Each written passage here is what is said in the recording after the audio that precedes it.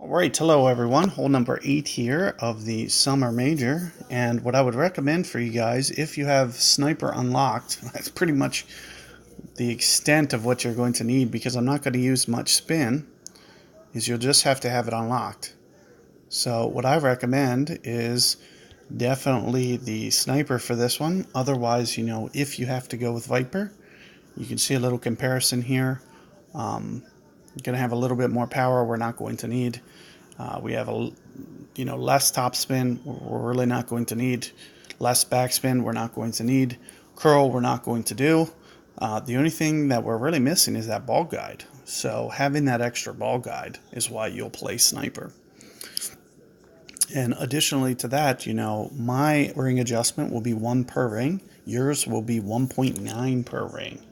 So I just wanted to give you that little comparison there. So that's what we're looking at for this 8th hole.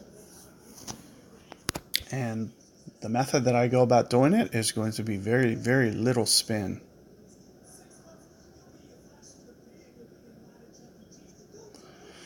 So here you can see, get my opponent.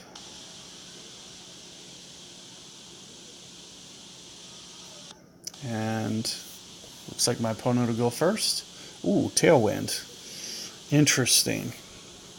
So what I've been doing is I've been staying out of this neck. This is probably the hardest wind we could have got, other than it being angled at maybe 130 or 1030. This is probably the next hardest because it's not going to, you're not going to be able to keep the ball guide to the hole. If you do, you will run through the green, which means that you kind of got to just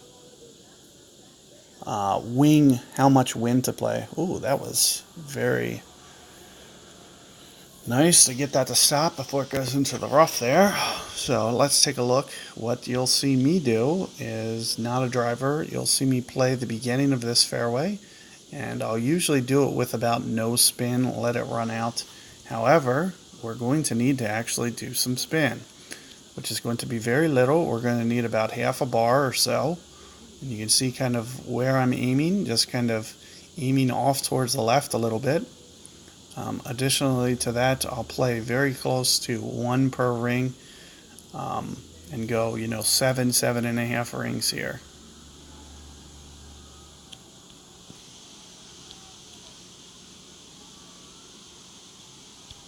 Perfect ball.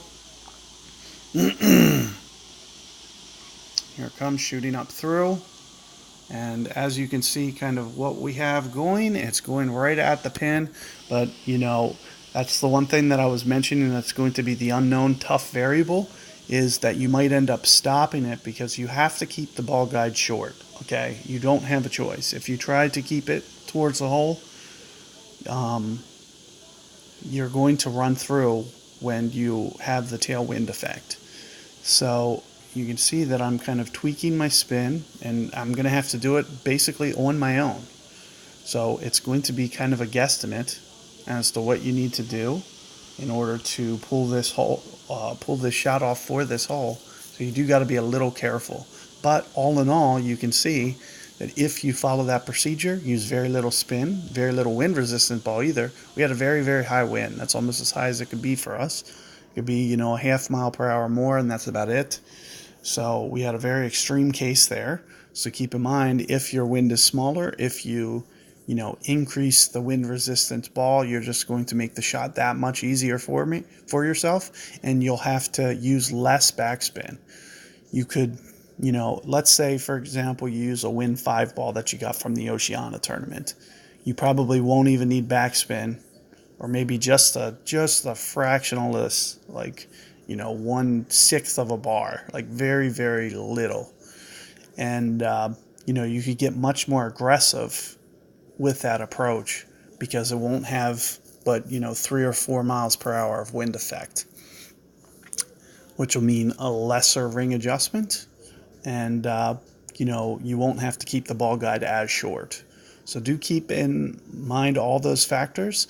Good luck with that hole, and catch you guys on 9 coming up.